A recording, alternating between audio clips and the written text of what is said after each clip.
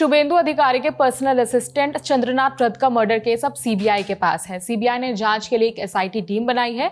7 लोगों की टीम ये है जिसको डीआईजी पंकज सिंह लीड करेंगे। इसमें 2 एसपी रैंक के अधिकारी, 3 डीएसपी रैंक के अधिकारी और एक इंस्पेक्टर शामिल है इस पूरी एसआईटी टीम में।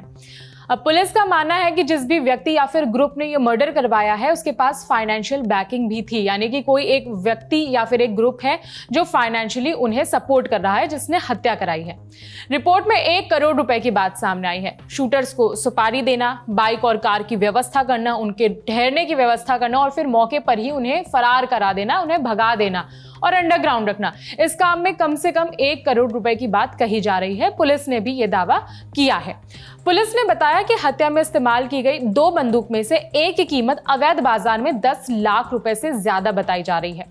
जांच एजेंसियों के सामने ये एक बड़ा सवाल है कि इतनी बड़ी रकम किसने और क्यों लगाई। अब जांच में हर पहलू को देखा जा रहा है जिसमें दूसरे राज्यों के अपराधियों से संबंध और साजिश की संभावना भी शामिल है। सीबीआई की एसआईटी भी अब इस हत्या की साजिश का पता लगाने पर ध्यान दे रही है। पुलिस के कहने का मतलब यह है कि दूसरे स्टेट्स के जो अपराधी हैं उनकी लिस्ट भी देखी जा रही है। केस में अब तक 3 शार्प शूटर्स को गिरफ्तार किया जा चुका है जिनके नाम हैं मयंक राज, विकी मौर्य और राज सिंह। मयंक और विकी बिहार के बक्सर से पकड़े गए थे, जबकि उत्तर प्रदेश बलिया के रहने वाले राज को अयोध्या से गिरफ्तार किया गया था। रिपोर्ट के मुताबिक राज सिंह अपनी फैमिली के साथ बीजेपी लीडर के बेटी की शादी में शामिल होने अयोध्या गया था, जहां उसे पुलिस ने अरेस्ट कर लिया। हालांकि जो राज का परिवार है उनका कहना है कि आप सीसीटीवी हमारे चेक कर लीजिए, राज हत्या वाले दिन हमारे साथ था। लेकिन इन 3 आरोपियों को पुलिस ने अरेस्ट कर लिया है। क्यों अरेस्ट किया, किस आधार पर अरेस्ट किया, इसका जवाब है यूपीआई पेमेंट। पुलिस के मुताबिक हावड़ा के बाली टोल प्लाजा पर आरोपियों ने यूपीआई से पेमेंट किया था। उसी यूपीआई पेमेंट को ट्रेस करते हुए पुलिस आरोपियों तक पहुंची, ऐसा रिपोर्ट में दावा किया गया। हत्या का ऑर्डर किसने और क्यों दिया, इसे लेकर अभी जांच चल रही है। और अब घटना के बैकग्राउंड पर बात करें तो 4 मई को पश्चिम बंगाल में वोट की काउंटिंग हुई थी और अच्छी संख्या से बीजेपी ये चुनाव जीत गई। पूरे पश्चिम बंगाल में बीजेपी के जो जीत का जश्न है वो मनाया जा रहा था। फिर 2 दिन बाद यानी कि 6 मई की रात शुभेंदु के पर्सनल असिस्टेंट चंद्रनाथ रथ कार में बैठे कहीं जा रहे थे। इतने में एक कार और 2 बाइक्स ने उन्हें फॉलो करना शुरू कर दिया।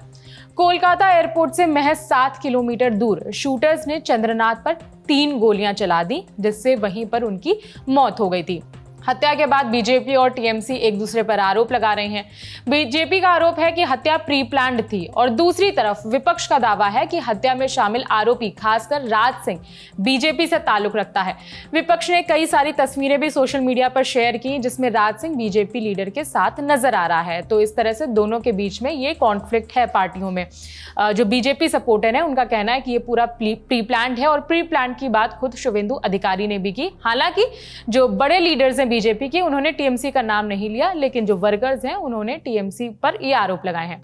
अब सरकार की रिक्वेस्ट पर यह केस सीबीआई के पास चला गया है। सीबीआई ने 7 लोगों की टीम बनाई है जो इस केस की जांच करेंगी। इस केस से जुड़े जो भी जरूरी अपडेट होंगे हम आप तक पहुंचाते रहेंगे। इस खबर में इतना ही। मेरा नाम है विभावरी। देखते रहिए दी ललन टॉप।